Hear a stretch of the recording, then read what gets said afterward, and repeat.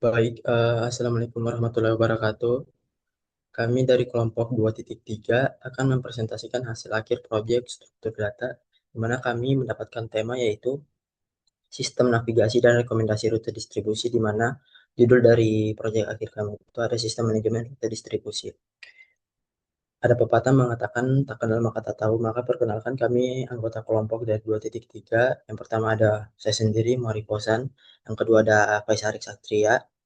Yang ketiga ada Ainun Safira dan yang keempat ada Muhammad Putra Andika. Muhammad Andika Putra Pratama. Maaf.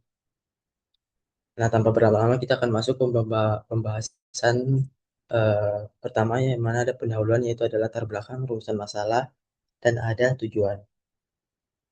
Di mana latar belakang dari proyek kami itu adalah dalam distribusi logistik dan gudang sebagainya, seiring bertambahnya jumlah lokasi dan rute distribusi, adanya performa sistem sangat dipengaruhi oleh struktur data yang digunakan. Oleh karena itu, kita memerlukan analisis terhadap representasi kira paling efisien untuk kebutuhan logistik yang berskala besar. Terus di mana ada rumusan masalahnya itu ada penelitian ini eh, ada tiga, yaitu yang pertama ada implementasi kedua struktur data, yang kedua ada perbandingan performa, dan yang ketiga ada pengaruh pertumbuhan data terhadap kompleksitas waktu dan memori.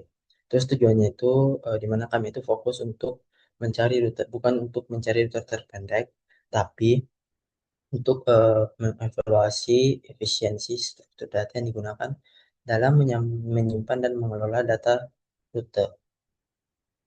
Nah, untuk pembahasan kedua itu ada landasan teori dan studi terkait konsep struktur data, kompleksitas waktu, dan ruang.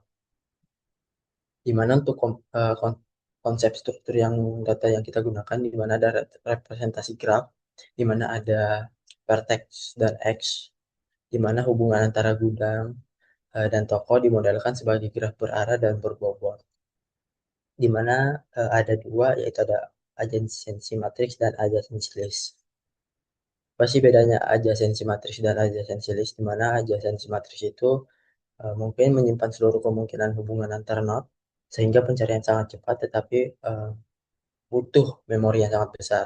Untuk adjacency list itu hanya menyimpan rute yang benar-benar ada, sehingga jauh lebih hemat memori. Nah, ini kompleksitas waktu dan ruang, di mana ada kompleksitas waktu untuk adjacency matrix dan list, bisa dilihat. Nah, untuk pembahasan selanjutnya akan dijelaskan oleh rekan saya. Oke, jadi perkenalkan nama saya Ainun Safira. Di sini saya akan menjelaskan bab 3. Nah, pada bab 3 ini kami menjelaskan desain sistem dan metodologi yang digunakan dalam pengembangan sistem manajemen route distribusi. Nah, fokus utamanya itu pada bagian ini adalah bagaimana sistem dirancang, eh, data untuk digunakan serta alur program dalam mengelola data, lokasi, dan rute distribusi. Selain itu, kami juga menjelaskan algoritma utamanya yang digunakan untuk mendukung operasi pada sistem. Selanjutnya, next. Nah, arsitektur program ini dirancang secara modular agar setiap komponen itu memiliki tanggung jawab yang jelas untuk dikembangkan. Terdapat beberapa modul utama yaitu Utils High untuk pengolahan data, Adjective Matrix, dan Adjective List untuk implementasi struktur data graph serta main CPP sebagai pusat eksekusi program. Nah, melalui pembagian modul ini, eh, proses curut itu dan ekspor data dapat dilakukan secara lebih struktur dan mudah dipelihara. Next. Nah, struktur data yang digunakan itu pada sistem ini digunakan dua representasi graf, yaitu adjective matrix dan adjective list. Nah, adjective matrix ini menggunakan vector of vector untuk menyimpan bobot jarak dan waktu tempuh antar lokasi. Nah, keunggulannya itu adalah akses data yang sangat cepat dan kapasitas. Nah, sementara itu, adjective list itu menggunakan eh, unread map dan vektor yang hanya menyimpan root yang benar-benar ada. Pendekatan ini lebih hemat menghemat memori dan sangat cocok untuk graf yang bersifat spir atau memiliki sedikit hubungan antara node. Selanjutnya, next. Nah, ini dia alur flow system. Nah, alur kerja sistem ini dimulai dengan membaca data lokasi root file CSV. Nah, data ini diperoleh kemudian disinkronkan ke dalam adjective matrix dan adjective list secara bersamaan. Nah, selanjutnya penggunaan dapat menjalankan berbagai operasi melalui menu interaktif seperti menambah, mencari, mengubah, dan menghapus data. Nah, untuk menjaga datanya tetap konsisten itu, operasi diterapkan pada kedua struktur data. Sistem juga menyediakan fitur analisis performa dan ekspor hasil ke dalam laporan sebelum program diakhiri. Selanjutnya, nah, bab 4 ini membahas implementasi sistem telah dirancang sebelumnya. Bagaimana ini menjelaskan bagaimana struktur data diterapkan dalam kode program, mekanisme penyimpanan file, serta modul-modul penting yang mendukung jalannya sistem. Next. Nah, untuk implementasi adjective matriz itu sistem menggunakan dua matriks paralel, yaitu matriks jarak dan matriks waktu tempuh. Selain itu, digunakan vektor lokasi untuk memetakan ID setiap lokasi sehingga akses data dapat dilakukan dengan cepat. Nah, sedangkan pada adjective list, data disimpan dalam bentuk pasangan, di mana key merupakan ID lokasi asal dan value berisi daftar rute yang keluar dari lokasi tersebut. Nah, pendekatan ini membuat penggunaan memori menjadi lebih efisien dan fleksibel ketika jumlah rutenya bertambah. Next. Nah, sistem menggunakan file CSV sebagai media penyimpanan data. Saat program dijalankan, data dibaca menggunakan iframe, kemudian diproses dengan string sebelum dimasukkan ke dalam struktur graf. Nah, untuk proses ekspornya itu sistem menggunakan offstream yang menuliskan kembali seluruh data graf ke dalam bentuk laporan berformat teks. Nah, mekanisme ini mungkin data disimpan dan digunakan kembali dengan mudah tanpa memerlukan database. Selanjutnya, nah, ini merangkum kembali dua modul utama yaitu menjadi inti sistem yaitu adjective matrix dan adjective list. Nah, adjective matrix ini menyimpan seluruh kemungkinan hubungan antar node sehingga proses pencarian dapat dilakukan dengan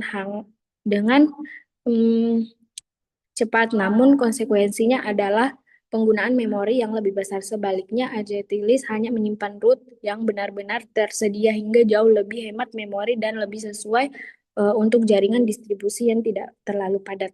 Mungkin selanjutnya akan dilanjutkan oleh teman saya. Terima kasih. Sebelumnya perkenalkan nama saya Faiz dari Satria dengan NIM 0403241112. Di sini saya akan menjelaskan bagi bab 5 di mana eksperimen dan pengujian. Oke, mungkin boleh dilanjut.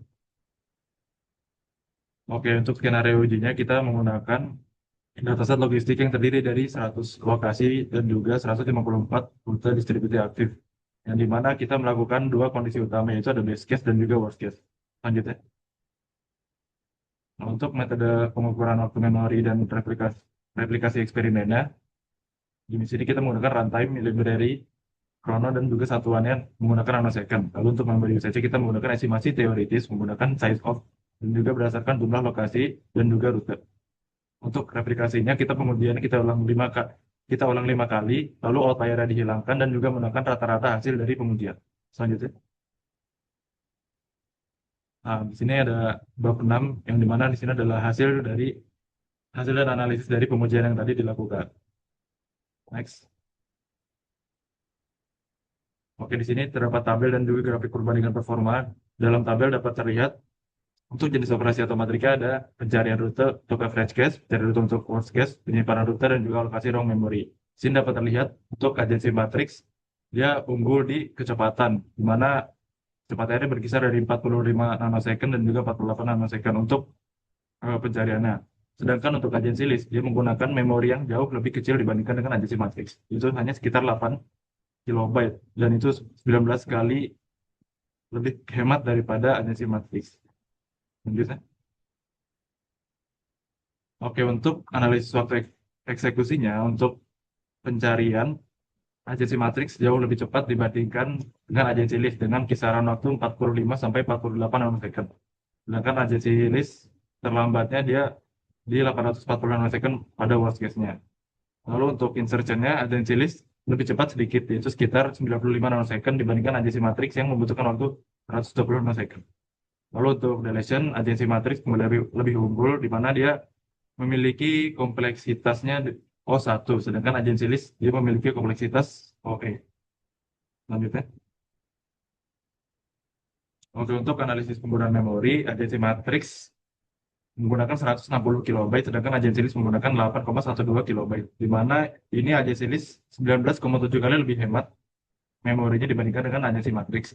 Dan juga dia lebih efisien untuk graph sparse atau enggak.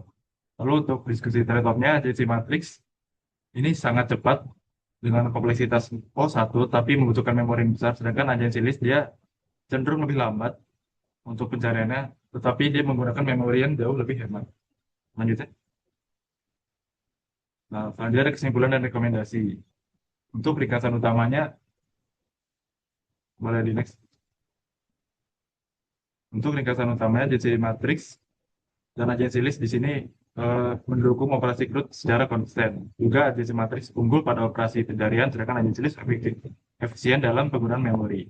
Untuk struktur data yang paling optimal, disarankan menggunakan agensi list karena dia lebih hemat memori, lebih cocok untuk karakteristik jaringan distribusi, dan lebih mudah diskalakan ketika jumlah lokasi dan rute terus bertambah.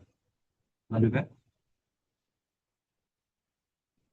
Nah, selanjutnya ada saran pengembangan lanjutan. Untuk optimasi pencarian rutenya bisa ditambahkan sorter path seperti Dijkstara dan juga Asta. Lalu untuk pengembangan penyimpanan data bisa dilakukan migrasi dari file CSV ke database relasional seperti MySQL dan juga PostgreSQL. Manfaatnya di sini pencarian rute menjadi lebih optimal, pengelolaan data lebih aman, dan juga meningkatkan skalabilitas sistem untuk penggunaan skala besar.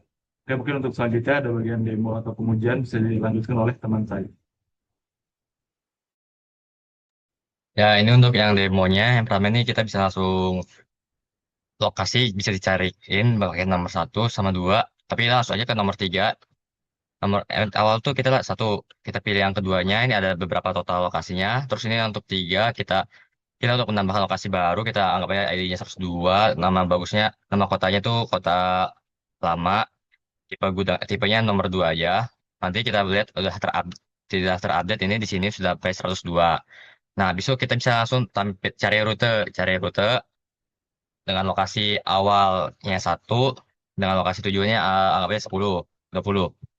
Nah, untuk rutenya ini ada nih rutenya. Terus kita bisa yang namanya tambah rute baru. Tambah rute baru, lokasi awalnya 101, dengan lokasi tujuannya tuh 102 kok. Jaraknya itu kita random saja, 900. Jarak waktu tempuhnya kita randomin aja 30. Nah, besok kita bisa cari rute yang tadi 1 ke 102. Nah, bisa langsung dilihat nih ini rutenya. Lalu kita bisa langsung hapus rute yang lokasi asalnya 1 sama lokasi tujuannya 102.